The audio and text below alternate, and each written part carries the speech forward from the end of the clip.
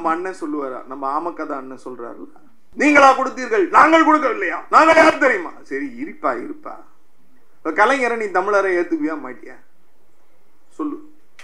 இல்ல, ஏத்துக்க முடியாது. மற்ற மொழி பேசுகிறவர்கள் மற்றவர்கள் வாழலாம், ஆனா நாங்கள் தான் ஆளுவோம். எங்க அண்ணிட்ட நான் சொல்றது, எனக்கு அண்ணன் ரொம்ப நெருங்கிய சொந்தம். சொந்தம்னா சாதி ரீதியா இல்ல, எனக்கு அண்ணன். நாங்கெல்லாம் ஒன்னா மேடையில போய் பேசி ஒன்னா சாப்பிட்டு வளர்ந்துருக்கோம். அண்ணிட்ட சொல்லணும், பிபி மாத்திரை கொஞ்சம் டெய்லி கொடுத்தேன் இப்ப அண்ணனுக்கு. அண்ணன் பாவம் வயசாகுது, அந்த பக்குவத்துக்கு அண்ணன் இன்னும் வரல. கலைஞரை தமிழரா இல்லையா? ஒரே ஒரு சிம்பிள் கேள்வி சார். தமிழ்நாட்டில் திருக்குவளி என்கிற திருக்குவளையில பிறந்திருக்காருங்க. கல் தோன்றி மண் தோன்றா காலத்தை முன் தோன்றிய மூத்த குடின்னு சொன்ன தொல்காப்பியத்துக்கு விளக்க உரை எழுதியிருக்காருங்க. சிலப்பதிகாரத்துக்கு விளக்க உரை எழுதியிருக்காருங்க. திருக்குறளை முழுசா படிச்சு திருக்குறளுக்கு விளக்க உரை எழுதியிருக்காருங்க. இது முக்கியங்க. அதுக்கப்புறம் சும்மா இருக்க முடியாம ஒரு 1,50,000 பக்கம் புத்தகம் எழுதியிருக்காருங்க. ஒரு 100 படத்துக்கு மேல கதவசனம் எழுதியிருக்காருங்க. இதையெல்லாம் எழுதின ஒருத்தர் நீ தமிழரா அப்படின்னு டப்பா பிடிச்சிட்டு வந்து இதுல காட்டுங்க அப்படின்னா எப்படி காட்ட முடியும்? எனக்கு புரியல. சரி, பிரசன்னா தமிழனா அப்படின்னா இல்ல, வேறு யாரா தமிழன்? வேறு யார் தமிழன்? சார் நீங்க, நான் ஒரே ஒரு கேள்விதான் எனக்கு வருது. அப்ப கலைஞர் வந்து ஒரு பதில் சொல்றார். சார் உங்களை எல்லாரும் இப்படி பேசுறாங்களே, இவ்வளவு மோசமா பேசுறாங்களே,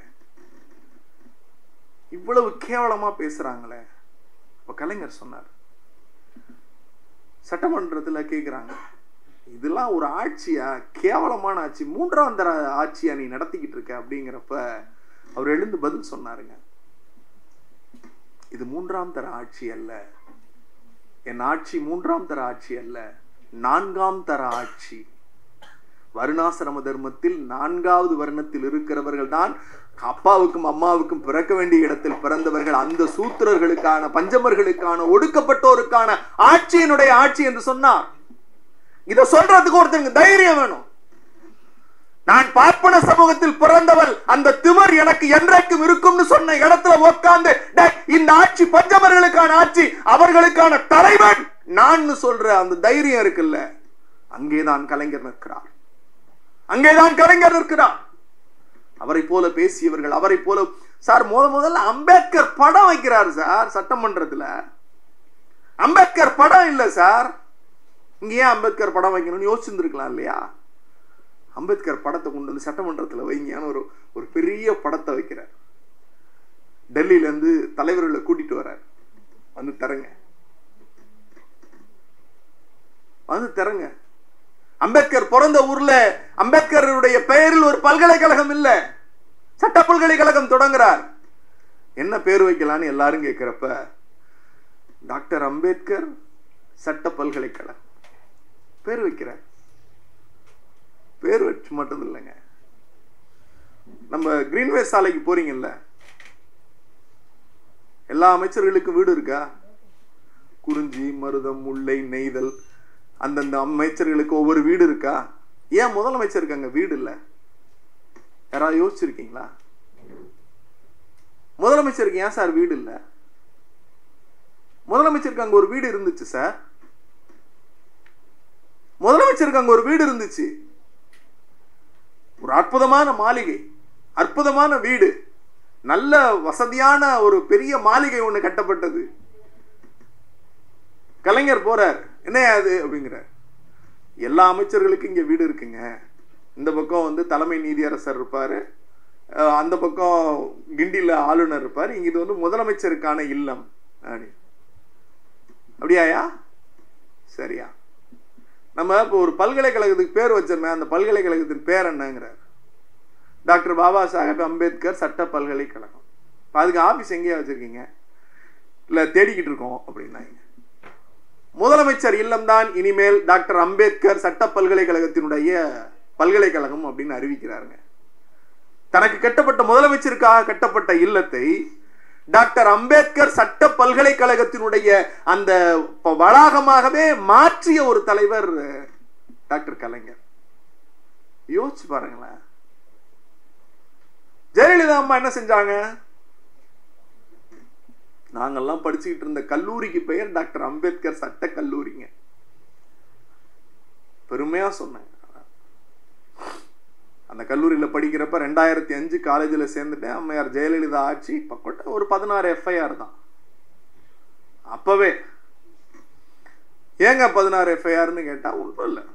உழவர் பாதுகாப்பு திட்டத்தை அந்த அம்மா நிப்பாட்டினாங்க. ஸ்காலர்ஷிப் ஒழுங்கா வரல, பைப்பில் தண்ணி வரல, பேராசிரியர்கள் ஒழுங்கா வரல. இந்த பிரச்சனை இதுக்கு தான், வேற எதுக்கும் இல்லை. ஒரு 16 FIR. இது எல்லாம் முடிஞ்சது. இப்ப அந்த சட்டக்கல்லூரி அங்க இருக்கா அப்படின்னா சென்னைக்கு சட்டக்கல்லூரியே இல்லை. சென்னையில சட்டக்கல்லூரியே இல்லை. நீங்களாம் நினைக்கலாம், சார் அப்ப பெருங்குடியில இருக்கிறது என்ன? அது சீர்மிகு சட்ட பள்ளி, சட்டக்கல்லூரி இல்லை. சென்னைக்கென்று இருந்த சட்டக்கல்லூரியை இங்க வாங்க வாங்க, இன்னும் 10 வருஷத்துல மெட்ரோ வந்துடும், இன்னும் 10 வருஷத்துல நோன்னே தண்ணி வரும், பஸ் வந்துடும், பஸ் ஸ்டாண்ட் வந்துடும், பக்கத்திலே படுத்துக்க சுடுகாடும் இருக்கு அப்படின்னு ரியல் எஸ்டேட் விளம்பரம் பண்ணுவான்ல, ஊருக்கு வெளியில ஒரு 60 கிலோமீட்டர் 70 கிலோமீட்டருக்கு உள்ளார. அந்த மாதிரி திருவள்ளூருக்கும் அரக்கோணத்துக்கும் பார்டர்ல ஒரு ஊர்ல போய் ஒரு காட்டுல ஒரு கட்டடத்தை கட்டி இதுதான் இனிமே சென்னை சட்டக்கல்லூரின்னு மாத்திட்டாங்க அந்த அம்மா. தன் வீட்டை பல்கலைக்கழகமாக மாற்றியது கலைஞர். சென்னையின் மிக முக்கியமான அடையாளமாக இருந்த பாபா சாஹேப் அம்பேத்கர் அவர்கள் பெயரில் இருந்த சட்டக்கல்லூரியை ஊருக்கு 70 கிலோமீட்டருக்கு வெளியில பார்டர்ல போட்டு அதுதான் கல்லூரி என்று காட்டியது சனாதனம். நான் பேச எடுத்துக்கொண்டிருக்கிற புத்தகம் நீலச்சட்டை கலைஞர். கொஞ்சம் அச்சமா தான் இருக்கு இந்த அவையை பார்க்கிறப்ப. ஆன்ற பேராசிரியர்களாக உட்கார்ந்துருக்காங்க. அதை விட மிக முக்கியமா இந்த நீலச்சட்டை கலைஞரை படிக்கிறதுக்கு நான் இன்னொரு PhD பண்ணாதான் எனக்கு, அவருடைய ஆசிரியர் என்பது வேற, அவருடைய பக்குவத்திற்கு அவருடைய மேம்பட்ட அறிவுக்கு அந்த புத்தகத்தை எழுதியிருக்காரு. இந்த 61 பக்கத்தை நான் கடக்கிறதுக்குள்ளார நாப்பட்ட பாடு இருக்க. டிக்ஷனரியை வச்சு ஒவ்வொரு வார்த்தைகளையும் தேடி தேடி தேடி இதுக்கு என்ன அர்த்தம், இது எப்படி உள்ள வரும். என்னுடைய ஓட்டுநர் கேட்டுட்டார், சார் இந்த புக்கோடையே தூங்குறீங்க, இந்த புக்கோடையே பயணிக்கிறீங்களே, என்ன பிரச்சனைன்னாரு. இல்லைப்பா, ஒரு புத்தக வெளியீட்டுலா இருக்கு, அதுக்கு நம்ம போகணும், அப்போ நான் பேசணும் அப்படின்னப்ப அவர் எங்கள் அண்ணன் அப்பையிலேருந்து இப்போ வரைக்கும் ஃபோனை ஆன்லேயே தான் வச்சிட்ருக்காரு. நானும் அவரும் ஒன்றா ஒரு NGOவில் சோஷியல் கன்சல்டண்ட்டாக ஒர்க் பண்ணிட்டு இருந்தோம். அதனால சொன்னேன். அப்போ வார்த்தைகள் புதிது, சொற்றொடர்கள் புதிது, தத்துவார்த்த சிந்தனைகள் புதிது. இந்த வார்த்தைகள்லாம் இந்த மனுஷன் எங்கேருந்து எடுத்தாரு அப்படின்னு ஒரு தேடல் எனக்கு சத்தியமா புரியலைங்க, சத்தியமா புரியல. அதுக்கப்புறம் எங்க லால எங்க சீனியர் சொல்லுவார், அனந்த நாராயணன், ஒரு ஜட்ஜ்மெண்ட்டை கொடுத்து இதை படி அப்படிம்பார். படிக்கிறப்ப புரிஞ்சிச்சா அப்படிம்பார், புரியல சார். 2வது முறை கொடுப்பார், புரிஞ்சிச்சா, புரியல சார். 3வது முறை ஓரளவுக்கு வார்த்தை புரியுது சார், 4வது முறை படி அப்படிம்பார். படிச்சா ஒரு பேரா புரியும். 5வது முறை படிச்சா ஜட்ஜ்மெண்ட் புரியும். நான் இந்த புத்தகத்தை அவர் எனக்கு செவ்வாய்க்கிழமை கொரியரில் அனுப்புனார். புதன்கிழமை தான் காலையில் என் கையில் கொடுத்தாங்க எங்கள் வீட்டில். புதன்கிழமையிலேருந்து இப்போ வரைக்கும் இந்த புக்கு என் கூட தான் இருக்குது. நானும் கோடு போட்டு ஒவ்வொரு வார்த்தைகளையும் தேடி தேடி, அற்புதமான வார்த்தைகள். நீங்கள் தலைமைனா என்ன அப்படிங்கிறதுக்கான ஒரு சொல், அந்த தலைமை எதிர்கொள்ளுகிற தலைமை பண்புங்கிற அந்த சொல்லாடலுக்கு அவர் வடிவமைத்திருக்கிற வார்த்தைகள் இருக்குல்ல, நாம் என்ன சொல்லுவோம், எதிரின்னு சொல்லுவோம். அவர் ஒரு தத்துவார்த்தத்தை வார்த்தைகளில் வடிவமைக்கிறார். அவரை எதேச்சியா ஒரு நிகழ்வில் தான் சந்திக்கிறப்ப, ரொம்ப அற்புதமான நிகழ்வுக்கு தான் என்னை அழைச்சிருந்தார். போனேன். அப்போ இடையில இந்த நூல் வெளியீட்டு விழாவுக்கு என்னால் போக முடியாமல் போயிடுச்சு. இப்போ ஆய்வுரைக்கு என்னை கூப்பிட்டதுக்கு நான் மணிக்கோ பன்னீர் அவர்களுக்கு நான் என்னுடைய மனமார்ந்த நன்றியை சொல்லிக் கொள்கிறேன். கண்டென்ட்டுக்கு வருவோம். நான் பேச போகிறது புதுசு இல்லை, இங்கே இருக்கிற எல்லோருக்கும் தெரிந்த விடயங்கள் தான். கலைஞர் நீலச்சட்டை கலைஞர்.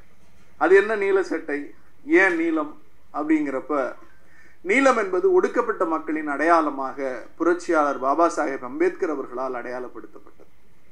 நீலம் என்பது ஒரு விடுதலையின் குறியீடு. நீலம் என்பது ஒரு புரட்சியின் குறியீடு. நீலம் என்பது கற்பித்தலினுடைய குறியீடு. கற்பி, ஒன்று சேர், புரட்சி செய் என்று புரட்சியாளர் பாபா சாஹேப் அம்பேத்கர் அந்த வரிகளை சொன்னபோது இந்த நூலினுடைய 61 பக்கம்தான். அதற்கு பிறகு பின்னிணைப்புகள் வேறு. இந்த 61 பக்கத்தில் இந்த நூலினுடைய ஆசிரியர் அவர் வடிக்கிற வார்த்தை இருக்கிறதே, தந்தை பெரியார், அம்பேத்கர், கலைஞர் என்கிற முப்பெரும் ஆளுமைகளுக்குள்ளான தொடர்பை அவர் தொடர்பு படுத்துகிறார். தந்தை பெரியாருக்கு சீடர், தந்தை பெரியாருக்கு சீடர் கலைஞர். அவருடைய மூச்சைத்தான் வாசித்தார், அவரோடு எழுதினார், அவரோடு பேசினார், அவரோடு உரையாடினார், அவரோடு வாழ்ந்தார், அவர் சித்தாந்தங்களை ஏற்றுக்கொண்டார். ஆனால் வடபுலத்தில் இருக்கிற அம்பேத்கரோடு எப்படி இவருக்கு தொடர்பு ஏற்பட்டது? அந்த தொடர்பு என்பது நேரடி தொடர்பு அல்ல, கருத்தியல் தொடர்பு. அந்த கருத்தியல் தொடர்பை எப்படி தன் ஆட்சி அதிகாரத்திற்கு வந்தபோது நடைமுறைப்படுத்தினார் என்கிற அந்த சித்தாந்த வரிகள் இருக்கிறார் அல்லவா, அதை இந்த புத்தகத்தினுடைய ஆசிரியர் அற்புதமாக பதிவு செய்திருக்கிறார். கலைஞர் நூற்றாண்டை கொண்டாடுகிற வகையில் தமிழ்நாடு அரசு ஏற்படுத்திய ஒரு மிக உன்னதமான குழுவில் பொறுப்பேற்று அதற்கான உண்மையான மனசுத்தியோடு ஒரு பணியை நம்முடைய மணிக்கோ அவர்கள் இந்த புத்தகத்தை வடிவமைத்ததன் மூலம் செய்திருக்கிறார். அவரை எங்கள் இயக்கத்தின் சார்பாக நான் பாராட்டுகிறேன், வாழ்த்துகிறேன். கலைஞர் ஏன் நீலச்சட்டை அணிய வேண்டும்? கலைஞர் ஏன் நீலச்சட்டை அணிய வேண்டும்? இந்த கேள்வி எனக்குள்ளாக இருந்து கொண்டே இருக்கிறது. அம்மையார் ஜெயலலிதாவினுடைய போயஸ் தோட்டத்து வீட்டுக்குடைய சமையலறைக்கு போய் ஒரு தாழ்த்தப்பட்டவன் சாப்பிட முடியுமா என்ற ஒரு கேள்வி எனக்குள்ளாக வரும். எனக்கு ஒரு அழைப்பு வந்தது, நீங்கள் ஏன் இயக்கம் மாறக்கூடாது, நாங்கள் உங்களுக்கு சட்டமன்ற உறுப்பினராக வாய்ப்பு கொடுக்கிறோம். அப்படி கேட்டபோது நான் அவர்களிடத்தில் சொன்ன பதில், நான் கலைஞர் வீட்டு சமையல் கட்டிலே போய் தோசையும் மீன் குழம்பும் சாப்பிடுவேன் என்று சொன்னேன். கலைஞர் வீட்டு சமையற்கட்டிற்குள்ளே போய் தோசையும் மீன் குழம்பையும் கேட்டு சாப்பிடுகிற அந்த சூழலும் உண்டு. சிஐடி காலனிக்கு போய் தோசை கேட்டு மரியாதைக்குரிய அக்கா கனிமொழி அவர்கள் சட்னி போட்டு பக்கத்திலே உட்கார்ந்து சாப்பிடுடா தம்பி என்று சொல்லுகிற வரலாறும் உண்டு. ஏன் இதை சொல்லுகிறோம் என்றால், இருவரும் அரசியல் தலைவர்கள். ஒருவர் வீட்டிற்கு உள்ளே நுழைய வேண்டும் என்றால் நம் சென்ட் மேரிஸ் காலேஜினுடைய வாசலிலே நின்றால் தான் தரிசனம் கிடைக்கும். கலைஞர் வீட்டுக்கு உள்ளேயே போகலாம்.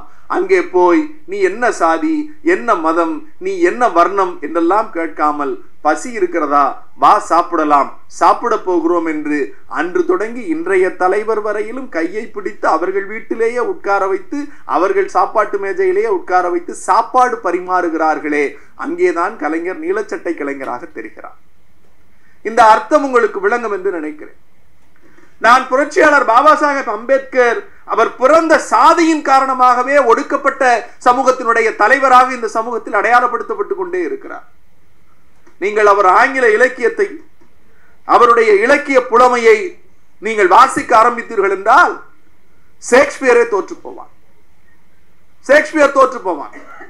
புரட்சியாளர் பாபா சாஹேப்பினுடைய ஆங்கில புலமை, ஆங்கில இலக்கியம், அவருடைய தன்மை, அந்த கருத்தியல் சிந்தனை ஓட்டம், அந்த எழுத்துக்களை நீங்கள் வாசிக்கிற போது, டிராப்ட் கமிட்டி போய்கிட்டு இருக்கு, பார்லிமெண்ட் டிராப்ட் கமிட்டி. அப்ப ஒருத்தர் ஏந்திரிச்சு இது டிராப்ட் கமிட்டியா அல்லது ட்ரிஃப்ட் கமிட்டியா அப்படின்னு கிண்டல் அடிக்கிறார் அம்பேத்கர். அந்த ரெண்டு வார்த்தைகளுக்கும் இடையே ஒரு பெரிய தத்துவார்த்த விஷயத்தை அம்பேத்கர் சொல்லியிருப்பார். அது ஒரு 3 பக்கத்துல இருக்கும். வாய்ப்பு இருக்கிறவங்க டிராஃப்ட் கமிட்டியினுடைய டிபேட்ஸ்ல போய் பாருங்க, ஆன்லைன்ல இருக்கும். இந்த 3 பக்கத்துல அம்பேத்கர் சொல்லி இருக்கிற வரிகள் இருக்கு இல்லையா, அவர் ஒரு ஒடுக்கப்பட்ட மகர் சமூகத்தில் பிறந்ததால் மட்டுமே தாழ்த்தப்பட்ட சமூகத்தினுடைய தலைவராக இந்த சமூகத்தால் அடையாளப்படுத்தப்பட்ட கேவலம், கொடுமை இந்தியாவில் நடந்தேறியது. இப்போது வரைக்கும் அப்படித்தான். ஆனால் அவர் எல்லோருக்குமான தலைவர். நான் வெளிப்படையாகவே சொல்லுவேன், இந்த தேசத்தினுடைய தந்தை யார் என்றால் மகாத்மா காந்தியா, புரட்சியாளர் பாபா சாஹேப் அம்பேத்கரா என்றால் புரட்சியாளர் பாபா சாஹேப் அம்பேத்கர் என்கிற ஒற்றை தலைவன் தான் இந்த தேசத்தினுடைய தந்தையாக இருப்பதற்கு தகுதி வாய்ந்தவர். ஏன் உங்களுக்கு காந்தி பிடிக்காதா? எனக்கு பிடிக்காது. எனக்கு காந்தியை பிடிக்காது.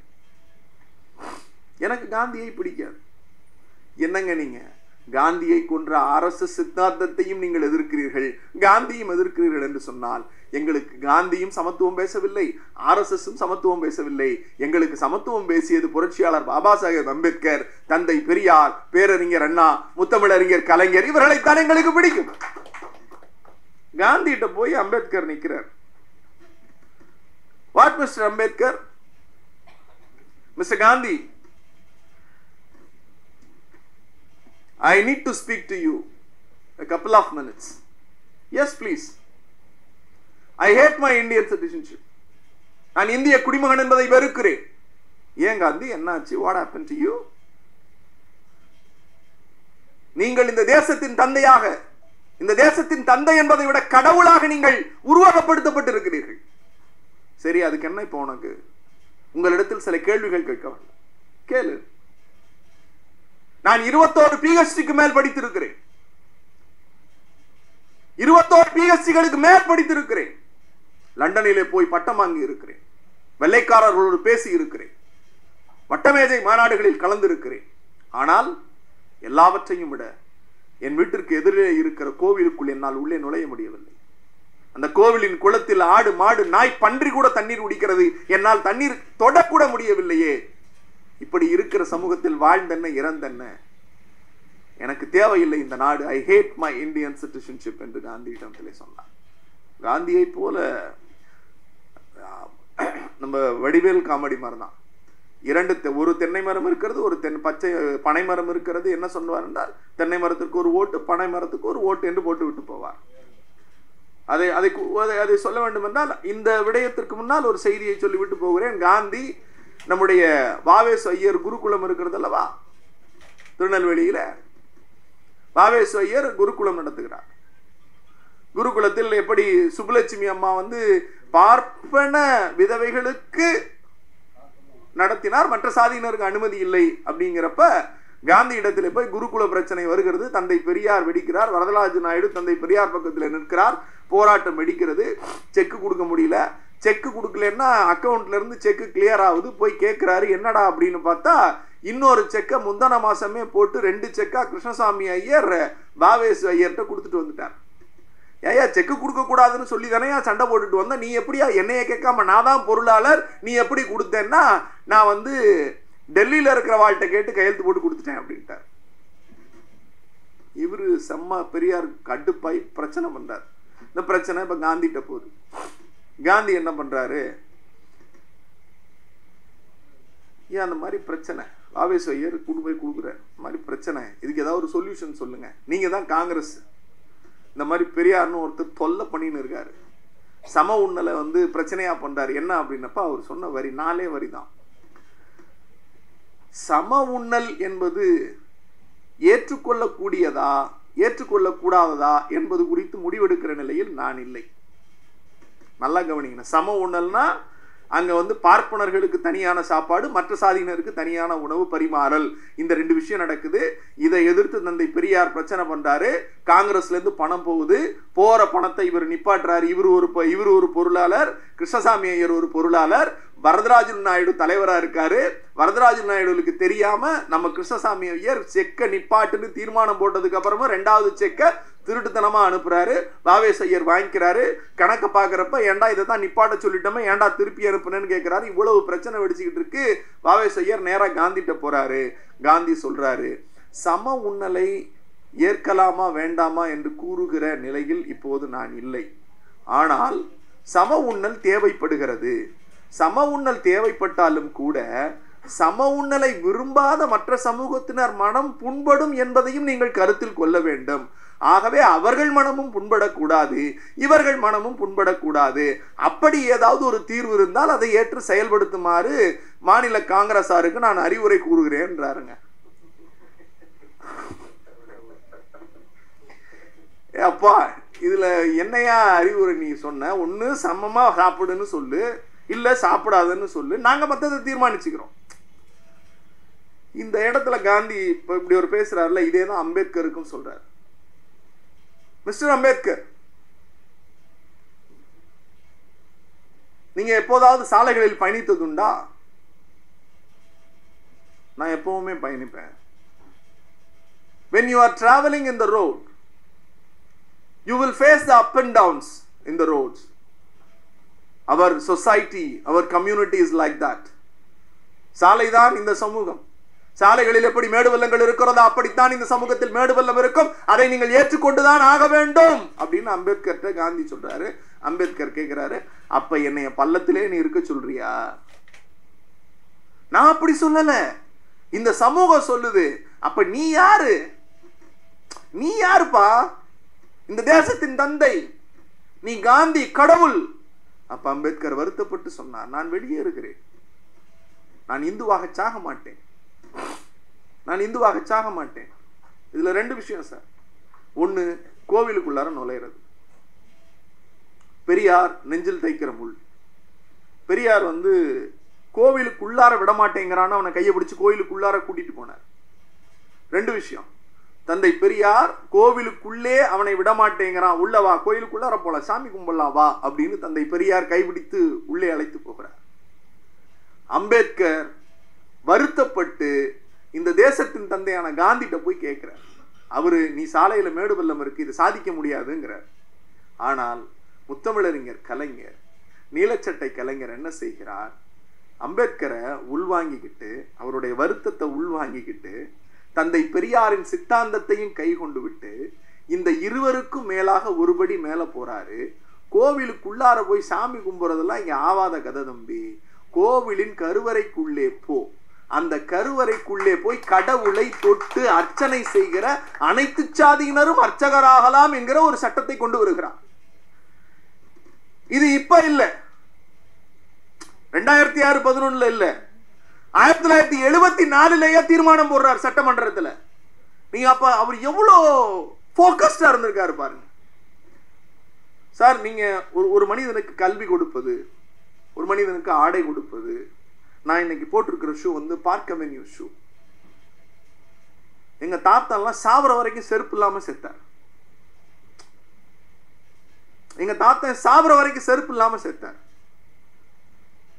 நீங்க இந்த கால சூழல் இருக்குல்ல, இதை உருவாக்கியதற்கு, கட்டமைப்பதற்கு வாக்கரசியல் மட்டும் இருந்தா செய்திட விட முடியாது.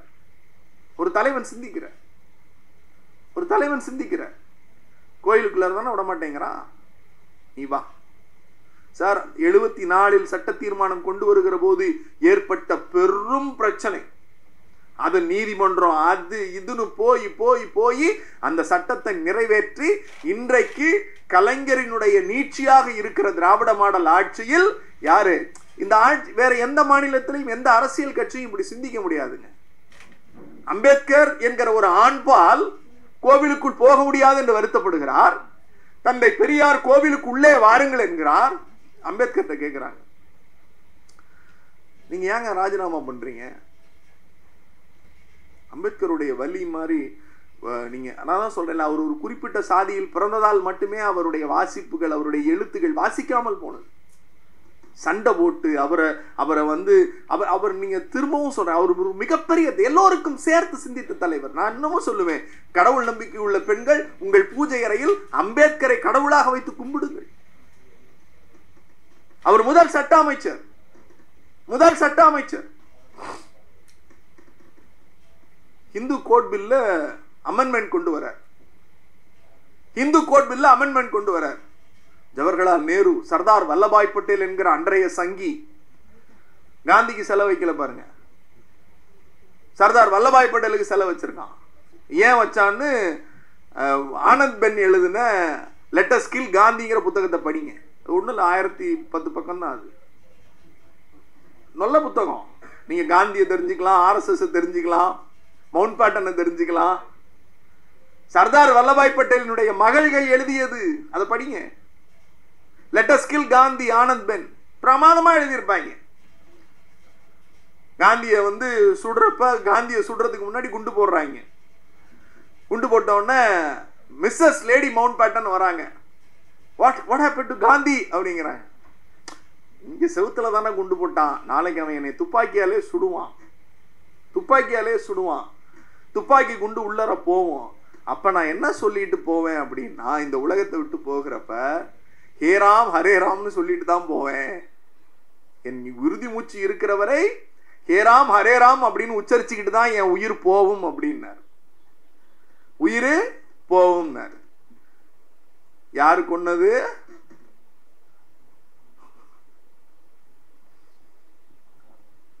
பாபர் மசூதியை இடித்த கும்பல், ராமனுக்கு கோவில் கட்டிய கும்பல், எவன் ஒருவன் துப்பாக்கியால் என் நெஞ்சு பிளக்கப்படுமே ஆனால் கடைசி சொட்டு மூச்சு இருக்கிற வரை ஹரேராம் ஹேராம் என்று உச்சரித்து விட்டு போவதுதான் என் வாழ்வினுடைய மிக உத்தமமான நிமிடம். ஆகவே அதற்கும் நான் தயாராக இருக்கிறேன் அப்படின்னு லேடி மவுண்ட் பாட்டன்ட்ட வாக்குமூலம் கொடுக்கிறார் Gandhi.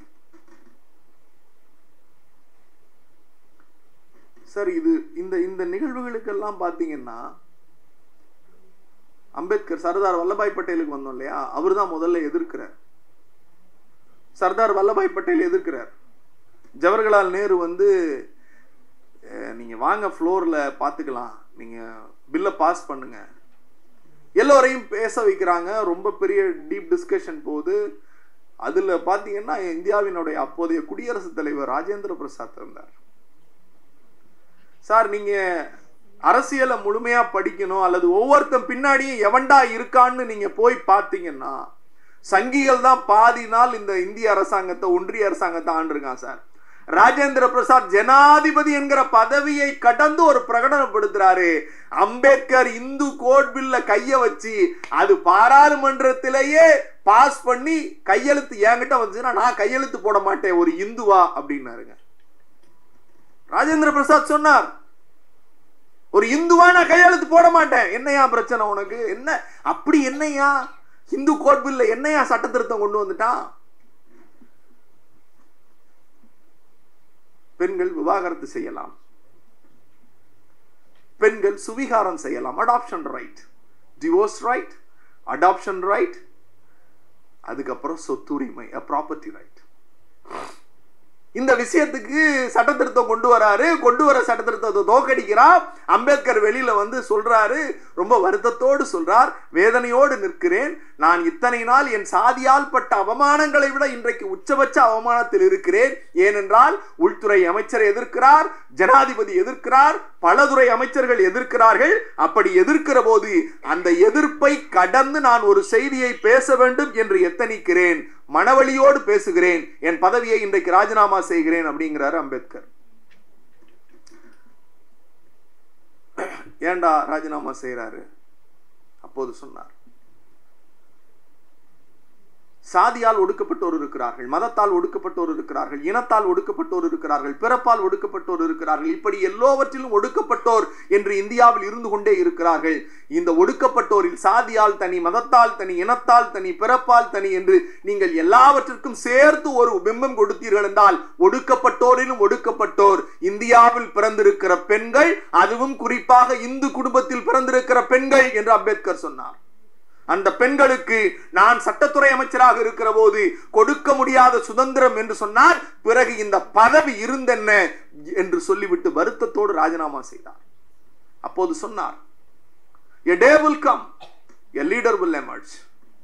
That leader fulfill my commitment through his legislative power. ஒரு நாள் வரும், ஒரு தலைவன் வருவான். அந்த தலைவன் என் சித்தாந்தத்தையும் என் சிந்தனைகளையும் சட்டப்பூர்வமாக நிறைவேற்றுவான், பெண்களுக்கு சொத்துரிமை கொடுப்பான் என்று அம்பேத்கர் சொன்னார். நீலச்சட்டை கலைஞர், அம்பேத்கரின் நீலச்சட்டையை வாங்கி தனக்குள் புதைத்து வைத்துக் கொண்ட கலைஞர் 1989 மே மாதம் 6ஆம் நாள் இந்தியாவிலேயே பெண்களுக்கு சொத்தில் சம பங்கு உண்டு என்கிற சட்டத்தை கொண்டு வந்தார். தோழர்கள், இதில் சாதி உள்நோக்கம் இருக்கிறதா அம்பேத்கருக்கு?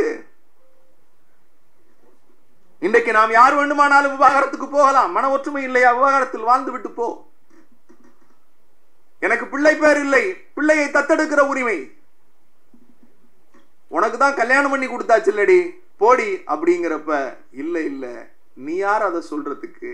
என் தாத்தா கலைஞர் எனக்கு சொத்து கொடுத்திருக்காரு, பாதி 1 ஏக்கர் இருந்தா 1/2 ஏக்கர் உனக்கு 1/2 ஏக்கர் எனக்கு, கையெழுத்துனா போடுறேன், இல்லைன்னா கோர்ட்ல பாத்துக்கிறேன் அப்படின்னு சொல்லுகிற அந்த உரிமை இருக்கிறது அல்லவா? அதை கொடுத்தது நீலச்சட்டை கலைஞர்.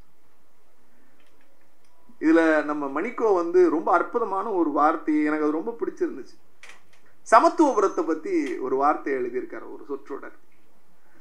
சமூக நீதியினுடைய கட்டட அமைப்பு தான் சமத்துவபுரங்கள் அப்படின்னா. சார் சமத்துவபுரம் அப்படின்னோன்னா ஊருக்கு பக்கத்துல ஒரு 10 பில்டிங்கை கட்டி விட்டு போங்க எல்லாரும் இருங்க அப்படிங்கிறது இல்லை சார். எவனை தொட்டால் தீட்டென்றானோ, எவனை பார்த்தால் பாவம் என்றானோ, எவன் கையால் உண்ணமாட்டேன் என்றானோ, எவனை தொடமாட்டேன் என்றானோ, இப்படிப்பட்ட எல்லா சம்பிரதாயங்களுக்கு உட்பட்டும் வர்ணாசிரம தர்மத்தின் அடிப்படையில் ஒரு சமூகத்தை பிரித்து பிரித்து பிளவுபடுத்தி வைத்திருந்த அந்த சமூகத்தின் கட்டமைப்பில் கொண்டு போய் வா. அக்ரகாரம் நான் சொல்றேன், அக்ரகாரம் கிடையாது. சாதிகளின் பெயரால் தெருக்கள் இருந்தது, சாதிகளின் பெயரால் தெருக்கள் இருந்தது. முதலி தெரு, செட்டி தெரு, வன்னியர் தெரு என்று எல்லாம் இருந்தது. ஏன் பள்ளன் தெரு, பறையன் தெரு என்று கூட இருந்தது. இன்னைக்கு எங்கேயும் நாம் பார்க்க முடியவில்லை. ஏன் எங்கேயும் பார்க்க முடியவில்லையே? ஏன்? இந்த தெருக்களின் அடிப்படையில் வாழ்ந்தவர்களின் மனங்கள் எப்படி இருந்திருக்கும் என்று யோசித்து பாருங்கள். அப்படி இருந்த மனங்களை எல்லாம் எல்லா சாதியினரும் இங்கே வா, உனக்கு ஒரு நந்தவனம் கொடுக்கிறேன், இதோ பார், இதுதான் சமத்துவபுரம். இங்கே அக்ரகாரத்தில் இருந்தவரும் வாழலாம், சேரிகளில் வீடற்றவர்களும் வாழலாம், எல்லோரும் சேர்ந்து வாழுவோம், வாருங்கள், இது சமத்துவத்திற்கான புறம், இந்த இடத்தை நாங்கள் நந்தவனமாக மாற்றுகிறோம் என்கிற ஒரு சித்தாந்தத்தை வடிவமைத்து ஊர் முழுவதும் சமத்துவபுரங்களை கட்டி அங்கே ஒடுக்கப்பட்ட மக்கள், தாழ்த்தப்பட்ட மக்கள், பிற்படுத்தப்பட்ட மக்கள், மிகவும் பிற்படுத்தப்பட்ட மக்கள் எல்லோரையும் கொண்டு போய் ஒரு சமத்துவத்தை நோக்கி உட்கார வைப்பது நீலச்சட்டை கலைஞரால் மட்டும்தான் முடியும் நண்பர்கள். நான் கலைஞரோடு வாழ்ந்தவன், கலைஞரோடு உரையாடியவன், கலைஞரை பார்த்து பெருமிதப்பட்டவன். நான் 2005 திருச்சியிலிருந்து சென்னைக்கு ஓடி வந்தது அவரோடு ஒரு புகைப்படம் எடுப்பதற்கு தான். ஆனால் பல இரவுகள் அவரோடு ஒன்றாக உணவருந்தி இருக்கிறேன். அவர் வாயால் பிரசன்னா பிரசன்னா என்று கூட்கிற போதெல்லாம் நாம் பிறவி பலன் அடைந்து விட்டோம் என்று புலகாகிதம் அடைந்தவன். அவர் கட்டுரைகளை படிக்க சொல்லுகிற போது, சத்தமாக படிக்கிற போது அவர் பார்த்து ரசித்து ஏற்ற இறக்கங்களை நாங்கள் ருசித்தவர். அவர் சிந்தித்தது முதலமைச்சராக இருக்கிற போது, எதிர்கட்சி தலைவராக இருக்கிற போது, முதலமைச்சர் ஒரு ப்ரமோஷன் லிஸ்ட் வருதுங்க, நீலச்சட்ட கலைஞர் ஒரு ப்ரமோஷன் லிஸ்ட் வருது. ஒரு மிக மூத்த பத்திரிகையாளர் ஒருத்தர் இருக்கார், இப்பவும் அவர் இருக்கார். யோ வாயா, அவர் உரிமையா பேசுவார், வாயா அப்படிப்பார். அதிகாரிகள்லாம் இருக்காங்க, நாங்கள்லாம் இருக்கோம். அந்த லிஸ்ட்டை காட்டி, இந்தாயா ஐயா, என்னங்கய்யா, இந்த லிஸ்ட்ல வந்து ஒரு 16 பேர் இருக்கு, ஒரு ப்ரமோஷன் லிஸ்ட், இதுல சோறு எது சாதம் எதுன்னு சொல்லியா அப்படிங்கிற லிஸ்ட்டை கொடுத்தாரு. சோறு எது சாதம் எதுன்னு கேட்குறாரு. எனக்கு ஒன்றும் புரியல. எல்லாம் முடிஞ்சதுக்கு அப்புறம் மாலை சந்திப்புகள் ரொம்ப நல்லா இருக்கும் கலைஞரோட. அவர் மேல இருந்து கீழே வர்றப்ப ஒரு 2 நிமிஷம் நின்று பேசுறப்ப, அவர் இந்த வண்டியில ஏறுறப்ப அந்த ஒரு 5 நிமிஷம் டைம் இருக்கும், அதுல பேசுறப்ப அவரு ரொம்ப ஆர்வமா கேட்பாரு. பேசிக்கிட்டே இருக்கிறப்ப அவர் பேசுறப்ப வண்டி எடுக்க மாட்டாங்க, அது எங்களுக்கு ஒரு வாய்ப்பு, ஏன்னா அவர் சிஎம்.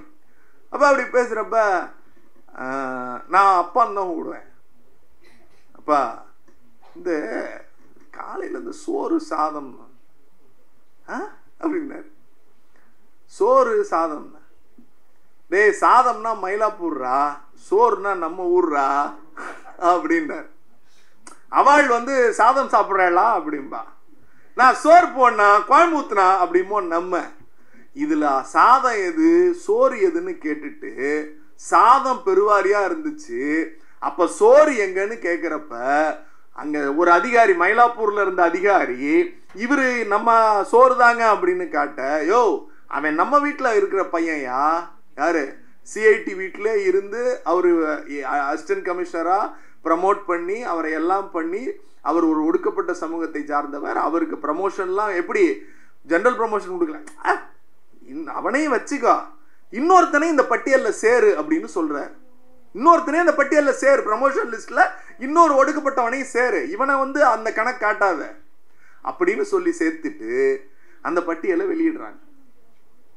சார் நீங்க கொண்டு போய் ஒரு பேப்பரை கொடுத்தீங்கன்னா அதுல அவர் முதல்ல பார்க்கறது எல்லாம் சரியா இருக்கா அப்படிங்கிறது 1, எழுத்துப்பிழை இருக்கா 2, 3வது சமூக நீதி இருக்கா அப்படின்னு பார்ப்பார். தேவையானவனுக்கு அந்த விஷயம் தேவைன்னா 100% செஞ்சு கொடுப்பாரு. நீங்க அது நீங்க சார் ஒன்றும் இல்லை, முதல் தலைமுறை பட்டதாரி வரான் தாழ்த்தப்பட்ட சமூகத்திலிருந்து. அவன் அப்பா வந்து வேர்வை சிந்தி கூலி வேலை பார்த்து, நீங்க அவர் திட்டத்தை எந்த திட்டம் எடுத்தாலும், நீங்க வந்து நில உச்சவரம்பு சட்டம்னு போங்களேன், நில உச்சவரம்பு சட்டம் 30 ஏக்கர் ஸ்டாண்டர்ட் வந்து கொடுத்தது வந்து காங்கிரஸ் பெரியக்கம். நம்ம அண்ணன் சொல்லுவார், நம்ம ஆமக்கதா அண்ணன் சொல்றாரு, நீங்களா கொடுத்தீர்கள், நாங்கள் கொடுக்கவில்லையா, நாங்கள் யார் தெரியுமா? சரி இருப்பா இருப்பா, கலைஞரை நீ தமிழரை ஏத்துக்குவியா மாட்டியா சொல்லு. இல்ல, ஏத்துக்க முடியாது. மற்ற மொழி பேசுகிறவர்கள் மற்றவர்கள் வாழலாம், ஆனா நாங்கள் தான் ஆளுவோம். எங்க அண்ணிட்ட நான் சொல்றது, எனக்கு அண்ணன் ரொம்ப நெருங்கிய சொந்தம். சொந்தம்னா சாதி ரீதியா இல்ல, எனக்கு அண்ணன். நாங்கெல்லாம் ஒன்னா மேடையில போய் பேசி ஒன்னா சாப்பிட்டு வளர்ந்துருக்கோம். அண்ணிட்ட சொல்லணும், பிபி மாத்திரை கொஞ்சம் டெய்லி கொடுத்தேன் அண்ணனுக்கு. அண்ணன் பாவம் வயசாகுது, அந்த பக்குவத்துக்கு அண்ணன் இன்னும் வரல. கலைஞரை தமிழரா இல்லையா? ஒரே ஒரு சிம்பிள் கேள்வி சார். தமிழ்நாட்டில் திருக்குவளி என்கிற திருக்குவளையில பிறந்திருக்காருங்க. கல் தோன்றி மண் தோன்றா காலத்தை முன் தோன்றிய மூத்த குடின்னு சொன்ன தொல்காப்பியத்துக்கு விளக்க உரை எழுதியிருக்காருங்க. சிலப்பதிகாரத்துக்கு விளக்க உரை எழுதியிருக்காருங்க. திருக்குறளை முழுசா படிச்சு திருக்குறளுக்கு விளக்க உரை எழுதியிருக்காருங்க. இது முக்கியங்க. அதுக்கப்புறம் சும்மா இருக்க முடியாம ஒரு 1,50,000 பக்கம் புத்தகம் எழுதியிருக்காருங்க. ஒரு 100 படத்துக்கு மேல கதவசனம் எழுதியிருக்காருங்க. இதையெல்லாம் எழுதின ஒருத்தர் நீ தமிழரா அப்படின்னு டப்பா பிடிச்சிட்டு வந்து இதுல காட்டுங்க அப்படின்னா எப்படி காட்ட முடியும்? எனக்கு புரியல. சரி, பிரசன்னா தமிழனா அப்படின்னா இல்ல, வேறு யாரா தமிழன்? வேறு யார் தமிழன்? சார் நீங்க, நான் ஒரே ஒரு கேள்விதான் எனக்கு வருது. அப்ப கலைஞர் வந்து ஒரு பதில் சொல்றார். சார் உங்களை எல்லாரும் இப்படி பேசுறாங்களே, இவ்வளவு மோசமா பேசுறாங்களே, இவ்வளவு கேவலமா பேசுறாங்களே. அப்ப கலைஞர் சொன்னார், சட்டமன்றத்துல கேக்குறாங்க, இதெல்லாம் ஒரு ஆட்சியா? கேவலமான ஆட்சி, 3ஆம் தர ஆட்சியா நீ நடத்திக்கிட்டு இருக்க அப்படிங்கிறப்ப அவர் எழுந்து பதில் சொன்னாருங்க, இது 3ஆம் தர ஆட்சி அல்ல, என் ஆட்சி 3ஆம் தர ஆட்சி அல்ல, 4ஆம் தர ஆட்சி. வருணாசிரம தர்மத்தில் 4வது வருணத்தில் இருக்கிறவர்கள் தான் அப்பாவுக்கும் அம்மாவுக்கும் பிறக்க வேண்டிய இடத்தில் பிறந்தவர்கள். அந்த சூத்திரர்களுக்கான, பஞ்சமர்களுக்கான, ஒடுக்கப்பட்டோருக்கான ஆட்சியினுடைய ஆட்சி என்று சொன்னார். இதை சொல்றதுக்கு ஒருத்தருக்கு தைரியம் வேணும். நான் பார்ப்பன சமூகத்தில் பிறந்தவள், அந்த திமிர் எனக்கு என்றைக்கும் இருக்கும்னு சொன்ன இடத்துல உட்கார்ந்து இந்த ஆட்சி பஞ்சமர்களுக்கான ஆட்சி, அவர்களுக்கான தலைவன் நான் சொல்ற அந்த தைரியம் இருக்குல்ல, அங்கேதான் கலைஞர் நிற்கிறார். அங்கேதான் கலைஞர் இருக்கிறார். அவரை போல பேசியவர்கள், அவரை போல சார் முதல்ல அம்பேத்கர் படம் வைக்கிறார் சார் சட்டமன்றத்துல. அம்பேத்கர் படம் இல்ல சார். இங்க ஏன் அம்பேத்கர் படம் வைக்கணும்னு யோசிச்சிருக்கலாம் இல்லையா? அம்பேத்கர் படத்தை கொண்டு வந்து சட்டமன்றத்துல வைங்கன்னு ஒரு பெரிய படத்தை வைக்கிறார். டெல்லியில இருந்து தலைவர்களை கூட்டிட்டு வர்றார். வந்து தரங்க, வந்து தரங்க. அம்பேத்கர் பிறந்த ஊர்ல அம்பேத்கருடைய பெயரில் ஒரு பல்கலைக்கழகம் இல்ல, சட்ட பல்கலைக்கழகம் தொடங்குறார். என்ன பேர் வைக்கலான்னு எல்லாரும் கேட்கிறப்ப டாக்டர் அம்பேத்கர் சட்ட பல்கலைக்கழகம் பேர் வைக்கிறார். பேர் வச்சு மட்டும் இல்லைங்க, நம்ம கிரீன்வே சாலைக்கு போறீங்கல்ல, எல்லா அமைச்சர்களுக்கும் வீடு இருக்கா? குறிஞ்சி, மருதம், முல்லை, நெய்தல், அந்தந்த அமைச்சர்களுக்கு ஒவ்வொரு வீடு இருக்கா? ஏன் முதலமைச்சருக்கு அங்க வீடு இல்ல? யாராவது யோசிச்சிருக்கீங்களா? முதலமைச்சருக்கு ஏன் சார் வீடு இல்ல? முதலமைச்சருக்கு அங்க ஒரு வீடு இருந்துச்சு சார். முதலமைச்சருக்கு அங்க ஒரு வீடு இருந்துச்சு, ஒரு அற்புதமான மாளிகை, அற்புதமான வீடு, நல்ல வசதியான ஒரு பெரிய மாளிகை ஒண்ணு கட்டப்பட்டது. கலைஞர் போறார், என்ன அது அப்படிங்கிற. எல்லா அமைச்சர்களுக்கும் இங்க வீடு இருக்குங்க.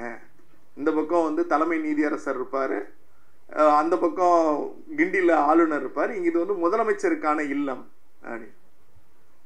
அப்படியாயா? சரியா? நம்ம இப்போ ஒரு பல்கலைக்கழகத்துக்கு பேர் வச்சோமே, அந்த பல்கலைக்கழகத்தின் பேர் என்னங்கிறார்? டாக்டர் பாபா சாஹேப் அம்பேத்கர் சட்ட பல்கலைக்கழகம். இப்போ அதுக்கு ஆஃபீஸ் எங்கேயா வச்சுருக்கீங்க? இல்லை தேடிக்கிட்டு இருக்கோம் அப்படின்னாங்க. முதலமைச்சர் இல்லம்தான் இனிமேல் டாக்டர் அம்பேத்கர் சட்ட பல்கலைக்கழகத்தினுடைய பல்கலைக்கழகம் அப்படின்னு அறிவிக்கிறாருங்க.